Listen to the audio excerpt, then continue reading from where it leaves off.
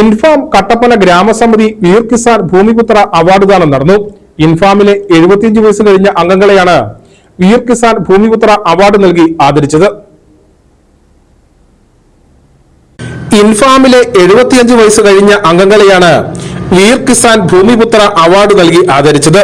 ഹൈറേഞ്ചിൽ കുടിയേറി കാട്ടാനെയും മലമ്പനിയെയും പൊരുതിത്തോൽപ്പിച്ച് ജീവിതം മുൻപോട്ട് കൊണ്ടുപോകുന്ന ആദ്യകാല കർഷകരെ സംരക്ഷിക്കേണ്ട ഉത്തരവാദിത്തങ്ങൾ സർക്കാരുകൾക്കുണ്ട്. ഇൻഫാം രജത ജൂബിലി ആഘോഷങ്ങളുടെ ഭാഗമായി 1500 കർഷകരെ ആദരിച്ചിരുന്നു. ഇൻഫാം കട്ടപ്പന ഗ്രാമസമിതിയുടെ നേതൃത്വത്തിൽ 30ഓളം കർഷകർക്കാണ് വീർ കിസാൻ ഭൂമിപുത്ര അവാർഡ് നൽകി ആദരിച്ചത്.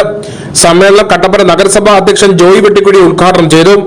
രാജ്യത്തിന്റെ നട്ടെല്ല് കർഷകരാണെന്ന് പറയുമ്പോഴും നട്ടെല്ല് മറന്നുകൊണ്ടാണ് ഗവൺമെന്റുകൾ പ്രവർത്തിക്കുന്നതെന്ന് ജോയ് വെട്ടിക്കുഴി പറഞ്ഞു. കൃഷിക്കാർ ഈ നാടിന്റെ നട്ടെല്ലാണ് എന്നൊക്കെ എല്ലാവരും പ്രസംഗിക്കുമെങ്കിലും സാധാരണഗതിയിൽ നട്ടെല്ലിന് നമ്മൾ കൊടുക്കേണ്ട ഒരു പ്രാധാന്യവും സംരക്ഷണവും ഒക്കെ ഈ നട്ടെല്ലാണ് എന്ന് നമ്മൾ പറയുന്ന ഈ കൃഷിക്കാർക്ക് കൊടുക്കുന്നുണ്ടോ എന്നുള്ളത് ഇപ്പോഴും ഒരു ചോദ്യചിഹ്നമായി നിൽക്കുകയാണ്. പലപ്പോഴും കൃഷിക്കാരുടെ കാര്യത്തിൽ വേണ്ടത്ര പരിഗണന ഒരിക്കലും ലഭിക്കുന്നില്ല എന്ന അഭിപ്രായക്കാരനാണ് ഞാൻ. കാരണം ഈ കാർഷിക മേഖലയിൽ നിൽക്കുന്ന ആളുകളെ കുറച്ചുകൂടി ഒരു സംരക്ഷിക്കുന്ന ഒരു രീതി നമ്മുടെ വീർ കിസാൻ അവാർഡ് ദാനത്തിൽ മുഖ്യപ്രഭാഷണവും കട്ടപ്പന സെന്റ് ജോർജ് ഫോറോനപ്പള്ളി വികാരി ഫാദർ ജോസ് മംഗൽ നിർവഹിച്ചു. ഇൻഫാം കട്ടപ്പന ഗ്രാമസമിതി പ്രസിഡന്റ് തോമസ് പി ഡി അധ്യക്ഷനായിരുന്നു. Infam Kattappana taluk president Bobby Joseph Puthamparickal, PJ John പുരയിടത്തിൽ, ലില്ലിക്കുട്ടി ജോൺ തുടങ്ങിയവർ സംസാരിച്ചു.